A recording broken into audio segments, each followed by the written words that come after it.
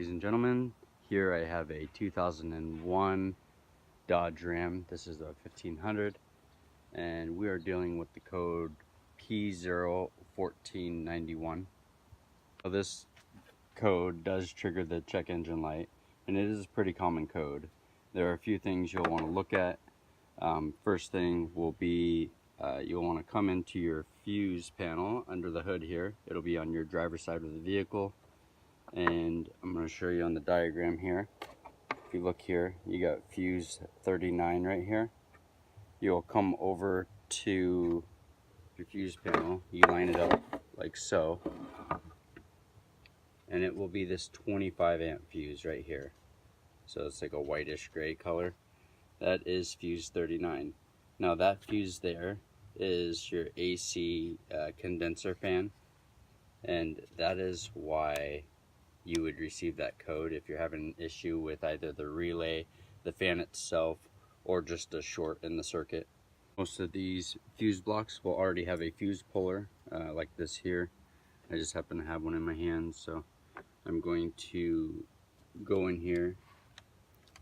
So I believe this fuse will be blown. So it's definitely blown. Whatever you do, do not install a fuse larger than a 25. Some people suggest doing that to help keep the circuit from burning up, although that'll just cause problems somewhere else in the system. So the relay you'll want to test is this one here. It is labeled as 56 on your fuse panel, and that is a AC condenser relay. So to keep it simple, the AC condenser relay is right next to fuse 39, which is the AC condenser fuse. So these two right here would be the two that you'd be investigating for any kind of issues. If you have an issue with these, you could always check just the electrical connections on the fan, make sure there's no corrosion, make sure the ground is good, and then if you're still having further issues, it's likely that the fan itself is just worn out and needs replacing.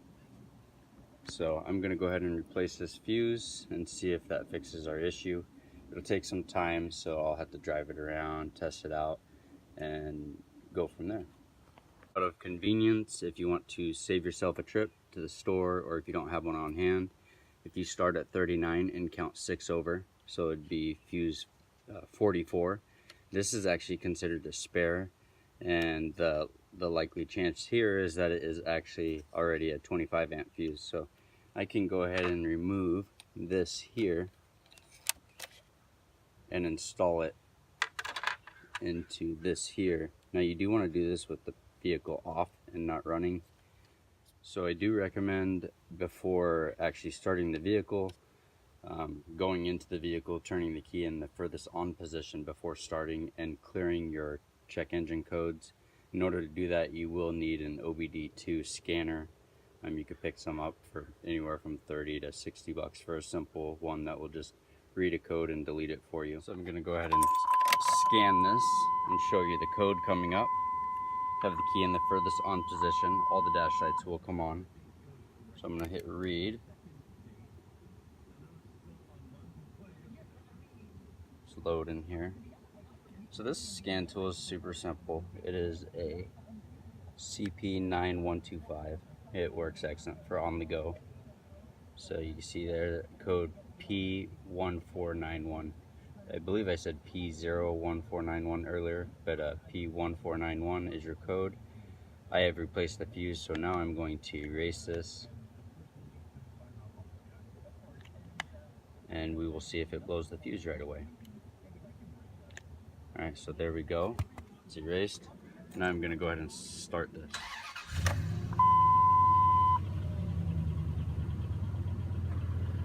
Check engine light is off.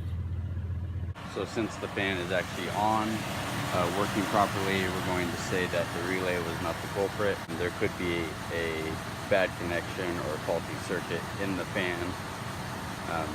And in most cases, it'll trip that fuse, but in other cases, it'll eventually trip the relay, and then it would be the fan.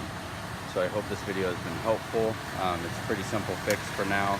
This will not be the case for everybody, but if you're looking for a quick fix to ease the stress of that engine light. Hopefully this helps. Thank you very much for watching and have a great day.